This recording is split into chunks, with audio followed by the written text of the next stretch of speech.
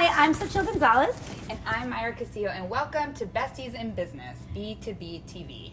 We're here in Brooklyn, in gorgeous Brooklyn, at the Rampatina showroom, and we're here with Don Casale, co-founder of One Girl Cookies. We're going to talk a little bit about baking and business and how it all came together. And expanding. Yeah, so let us know kind of all the good stuff. Yeah, where is One Girl now? And I think like saying that you have a cookie company almost doesn't give a sense of the scale of your massive cookie company. It makes it sound cute. Yeah, it's like not cute. It's not cute. It's not cute anymore. The cookies are cute. No, the cookies are cute. I guess once you hit 30 employees, it's not cute anymore, right? So yeah, actually, you guys are talking to me in a real exciting time for the company and in a real growth phase, which is a sort of a funny thing to say, and I think actually kind of interesting to say that we've been in business for 13 years, and this is probably our biggest growth phase after 13 years. I think, people think of your business and you go through these early stages of growth, and then it kind of flattens out, and you just kind of coast along and go as it is, and I guess that's one way to approach business, but we have not approached it that way, and so we're about to enter 2 years of pretty significant and terrifying growth. So we're about to move, the end of this year, early next year, we're about to move our kitchen to a kitchen that is triple the size of where we are now, and it will also contain a small retail space. So it will be our third retail space. Taking out more space and expanding in New York is not it's not something that you can do lightly. You don't make that decision lightly. No. Well, that's why it took us 13 years to make it, I guess. But yeah, my husband, as you mentioned, my husband Dave is my business partner, and the vision that we have for our company and where we'd like it to go just would require us to have a bigger production space, and that's just part of the deal if that's the direction we want to go in. And where we are now, we are kind of maxed out growth-wise in that space. So we did make the decision. It's a really big one.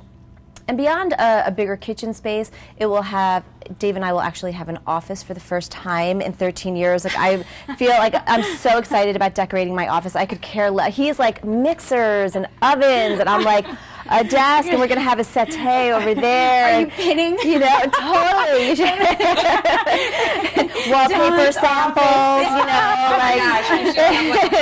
John's. Oh, yeah, totally. We have like windows, and he'll keep reminding me, Dawn, like we're on a budget, right? And I'm like, not for the office. Not for the office. Not for the office. How many cookies do you produce a month? I'm just curious. Do you know exactly? Oh, gosh. I have no idea. Because I couldn't even tell you that. Besides the brick and mortar stores, you also have an online component.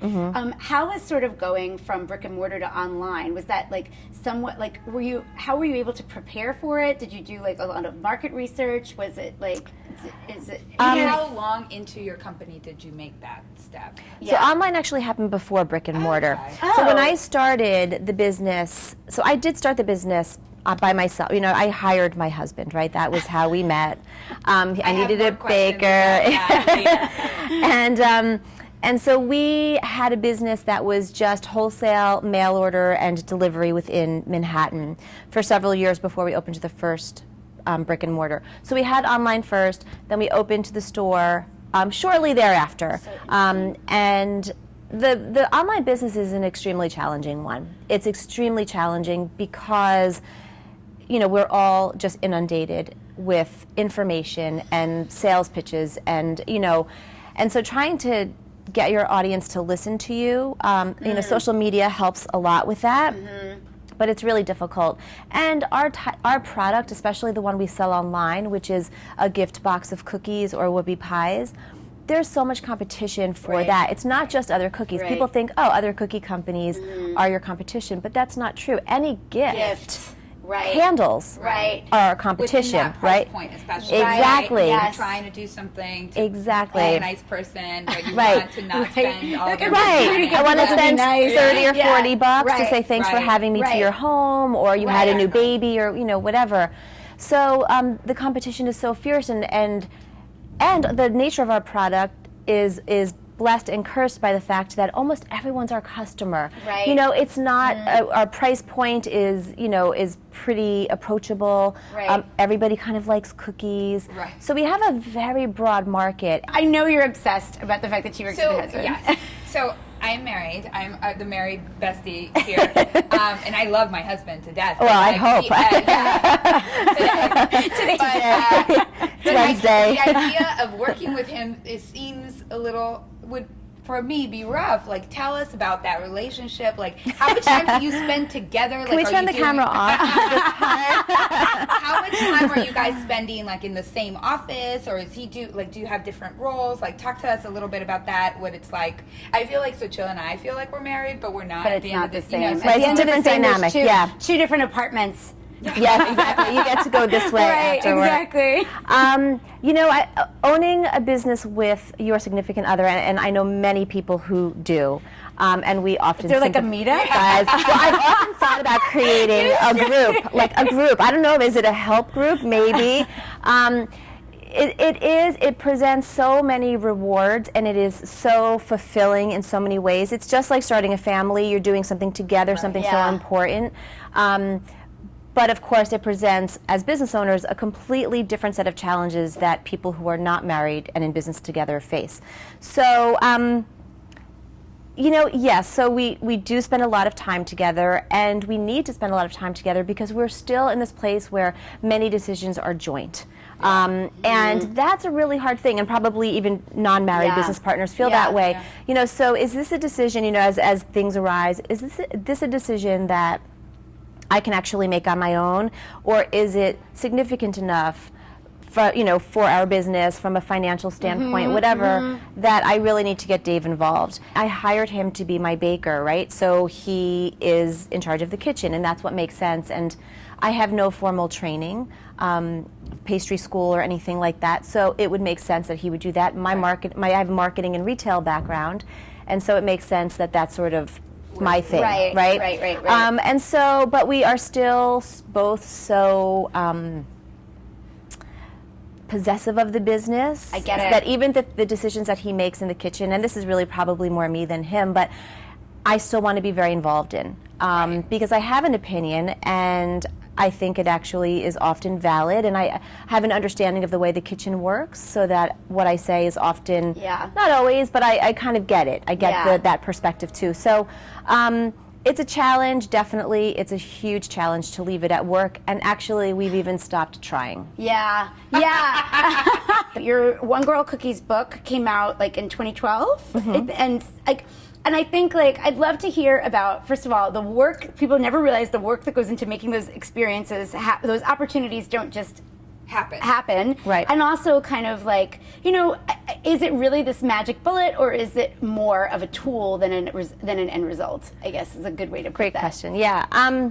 So the work part is definitely, I don't know what people think going into it. You know, I had no thought about it. Our publisher approached us and said, hey, do you guys want to write a book? And Dave and I looked at each other and said, okay, sure, why not? You know, and we just didn't really think that much about it. But I often think about it when you like tackle a project like cleaning out your closet, and it's like you become a huge thing, and your clothes and shoes are all over your room. And in the beginning, you're really energized, you're doing, and then by the end, you're like just shoving everything in the closet because you're so over this project, but you can't go to sleep because everything's on your bed. You're like, why did I start right, this? exactly. And how did this become such a huge thing? It's sort of like that with a book, like.